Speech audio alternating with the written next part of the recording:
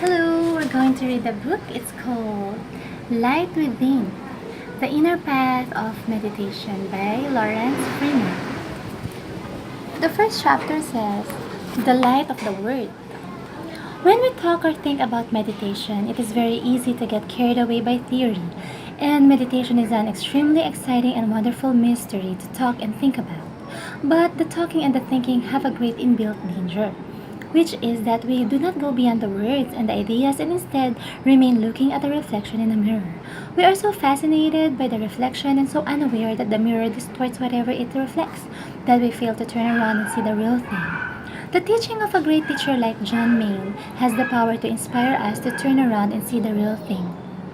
Seeing the real thing means doing the real thing. It means actually meditating, actually putting it in the time each morning and evening to see the real thing. The teaching we have received, which we try to share and to live, is entirely realistic and practical. It is not concerned just with speculation or elaborating theories. It is concerned primarily with experience in faith. First, it is concerned with the experience we all start from as we begin to meditate. Secondly, it is concerned with the experience we pass through as we learn to meditate. Only thirdly is it concerned with the experience we enter into, the goal we arrived at. Because of that intimate connection between the teaching and our own experience, the teaching itself has the authority to reflect and guide our experience.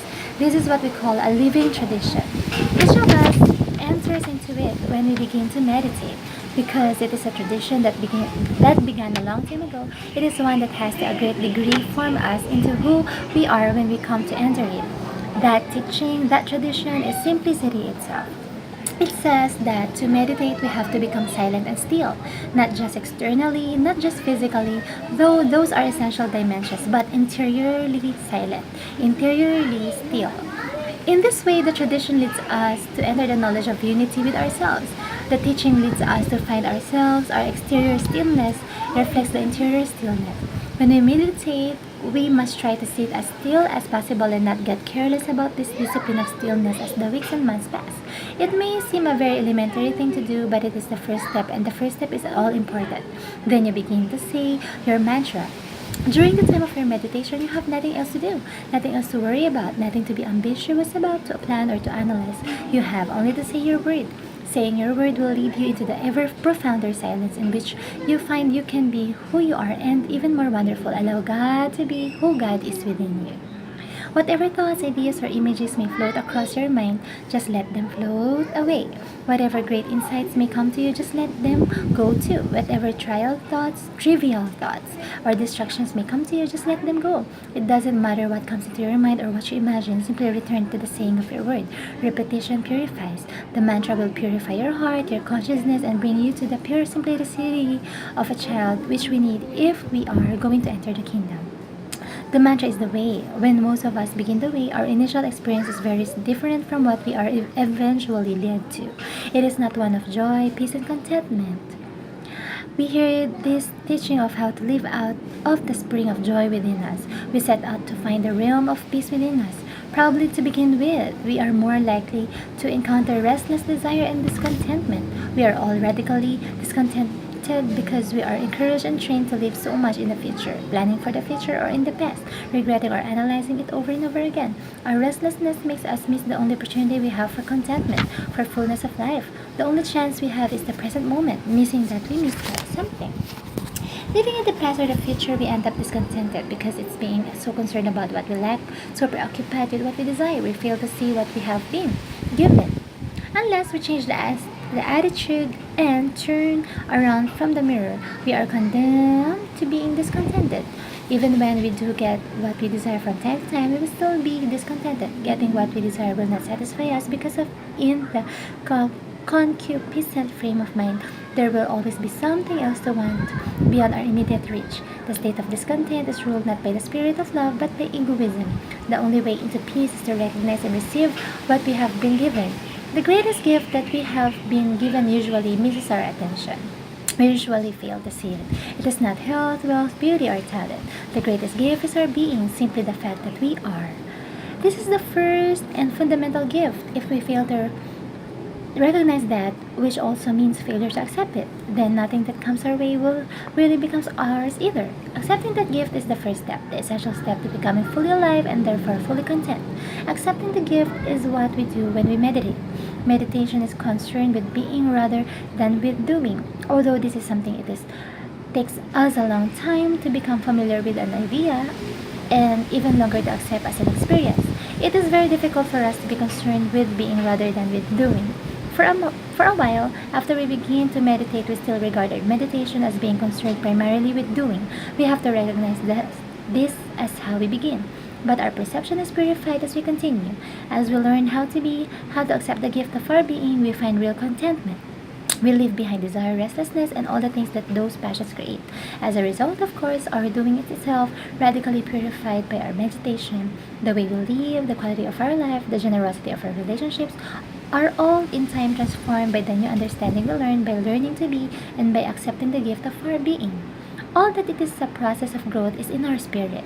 It is not an instant experience. That is why when we begin to meditate, it is important not to look for experiences.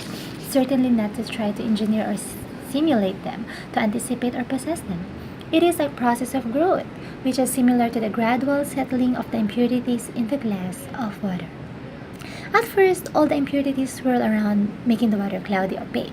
But if you don't interfere with the glass and if you allow it to stand still and impurities to settle, the water itself becomes still and so translucently clear. As you look through the water, you realize how beautiful it is, purity, its clarity, and you see what simplicity really is. When it is opaque, the water reflects. When it is clear, you see through it. The first thing we have to learn to do is to allow ourselves to settle, to be still. We are all as cloudy. We are all too self-reflective. We have to allow our consciousness to become clarified. This is the simplifying process of meditation, becoming still at the pure center of our being.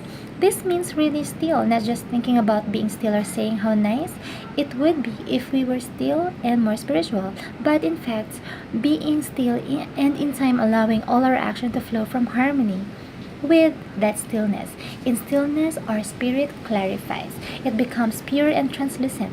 The God whose spirit dwells within us then shines through our spirit as sunlight shines through the water. This is what we call purity of heart. This is the clarity of consciousness that allows us to see God. Blessed are the pure of heart, said Jesus, for they shall see God. Kierkegaard defined purity of heart as desiring one thing.